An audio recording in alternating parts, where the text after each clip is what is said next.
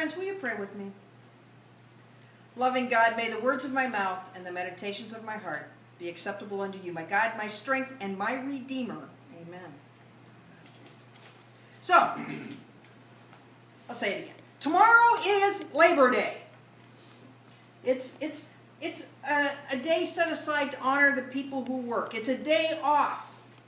A day off to celebrate the rewards of work. Not the money. Not the money. The rewards of work. You know? So we have picnics and parades and speeches and things, right? Barbecues.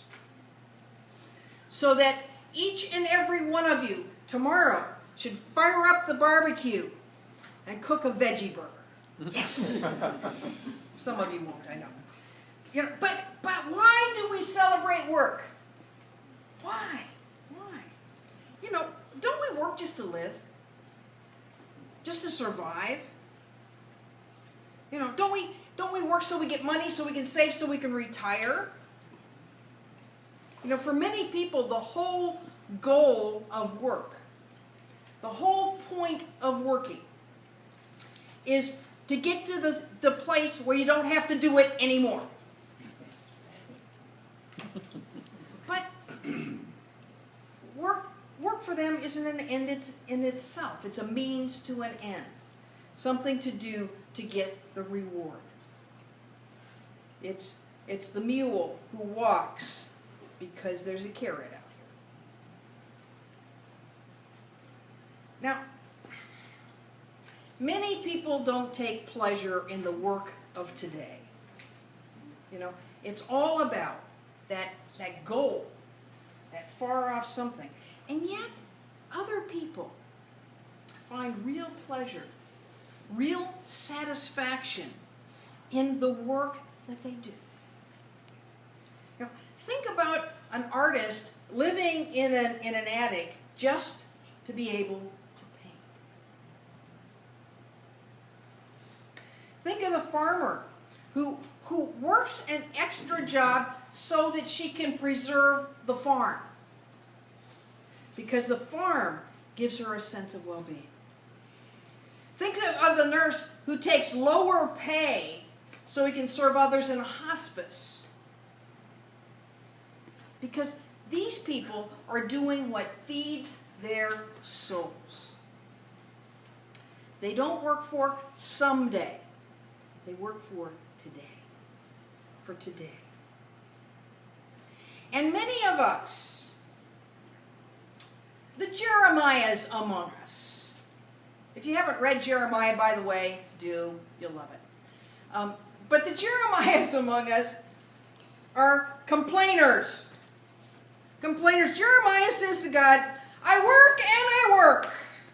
I can see him. I work and I work.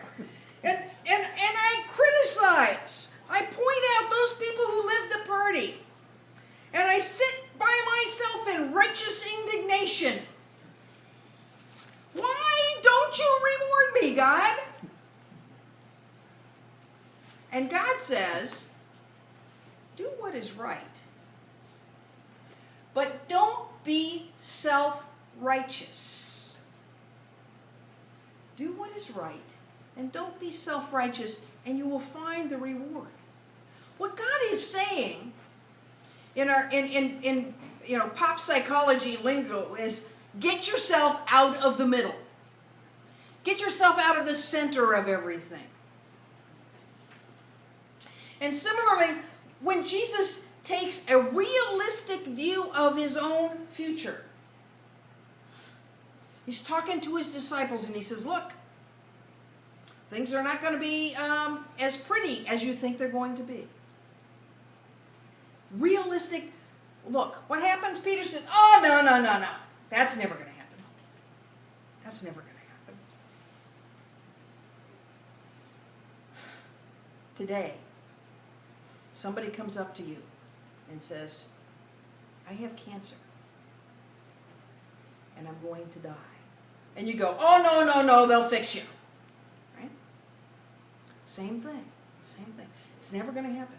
And Jesus says to him, Jesus says to Peter, Get outside of yourself. That's not an exact quote. It was probably in Aramaic. Okay.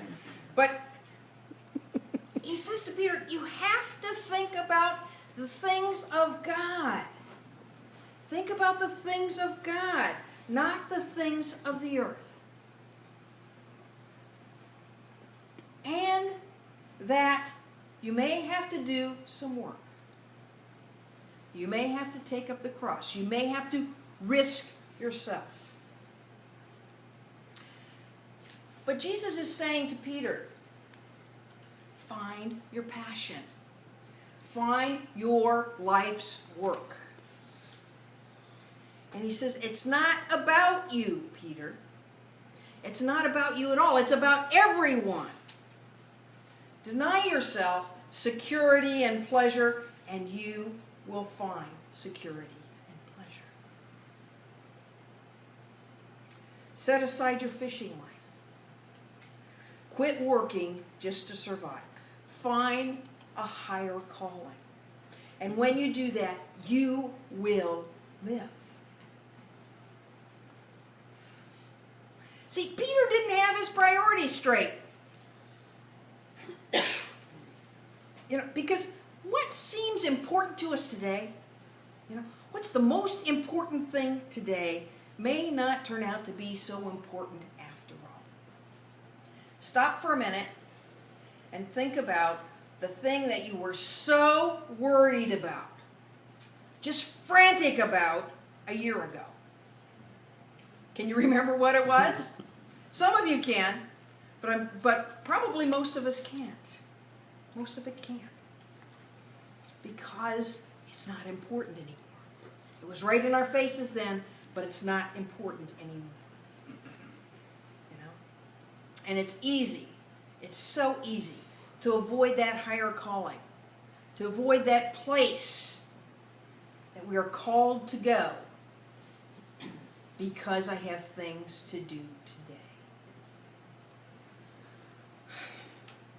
Okay, Jesus, I will follow you. Okay, Jesus, I will follow you. But I have to clean the house first. Right? We as individuals sometimes haven't figured out what's important. We as church also don't know what's important. Our goals are sometimes the wrong goals.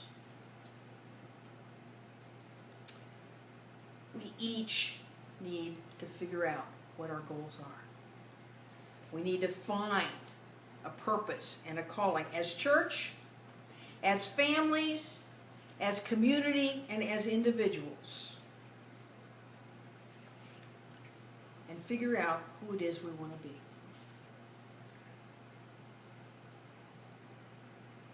When we change the focus, good things happen. That's the message of Jeremiah. Our call in the church is to focus outside. Our call is to not try to figure out how to bring more people into the church. Our call is to reach out and do what is right. So we need to quit worrying about getting seats to fill the chairs. Okay?